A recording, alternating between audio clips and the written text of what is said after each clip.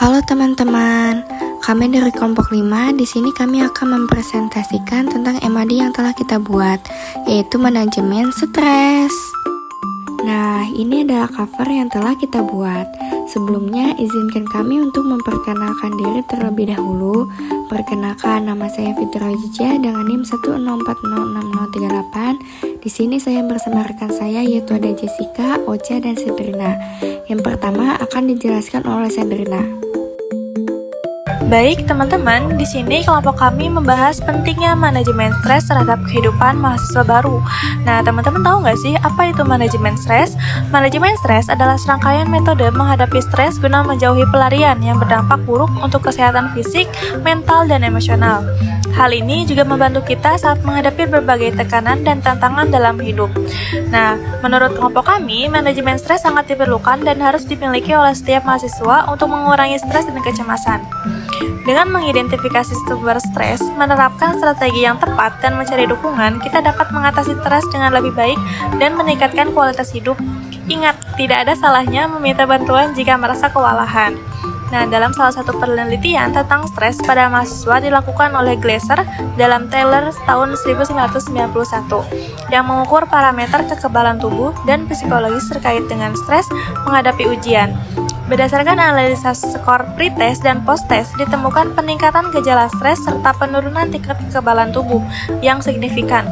Penelitian Glaser tersebut sekaligus menunjukkan bahwa mahasiswa merupakan kelompok yang memiliki potensi besar untuk mengalami stres. Di lain pihak, stresor akademik sangat sulit bahkan tidak mungkin untuk ditiadakan.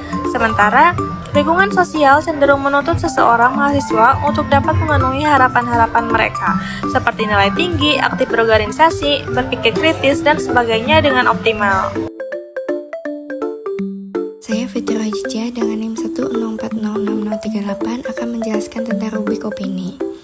Jadi pada hari Kamis tanggal 24 Oktober 2024, kami kelompok 5 mewawancarai Bapak Regi Pertama selaku dosen psikologi.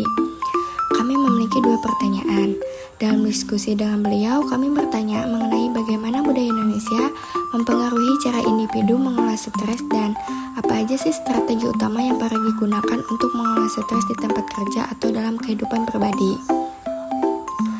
Pertanyaan pertama, Pak Regi menjawab, mungkin di budaya timur itu aturannya sangat ketat. Apa-apa itu harus mengikuti kultur, adat, budaya, apalagi agama. Jadi cara mengelola stresnya yaitu misalkan apabila kita taat agama maka pelarian kita itu harus beribadah. Tetapi ada juga yang kebalikannya ke arah negatif seperti obat-obatan terlarang ataupun alkohol. Nah, untuk pertanyaan kedua, Pak Regi menjawab, ketika kita stres kita harus bisa menyeimbangkan antara pekerjaan, perkuliahan, pertemanan, percintaan, dan kehidupan yang lainnya yang sifatnya kehidupan. Semuanya harus tetap berjalan beriringan, jangan berat sebelah. Nah, itu merupakan cara untuk menjaga kesehatan mental. Selanjutnya ada puisi dan pantun. Puisi dan pantun ini saya buat secara langsung oleh saya sendiri. Dan puisi yang saya buat berjudul Ciptakan Ketenangan. Pantun dan puisi tersebut memiliki kesamaan makna karena sesuai dengan tema IMADin yang kelompok saya ambil yaitu tentang manajemen stres. Nah, puisi dan pantun yang saya dan kelompok saya buat memiliki makna bahwa berbagai masalah hidup yang dialami oleh seseorang individu itu harus mampu mengelola atau meredakan stres yang dialaminya dengan berbagai cara yang ada dan sudah terbukti dapat mengobati stres tersebut secara perlahan. Pasti ada solusi di setiap tantangan yang datang kepada seseorang dan diharapkan seorang individu tersebut dapat mengelola stres.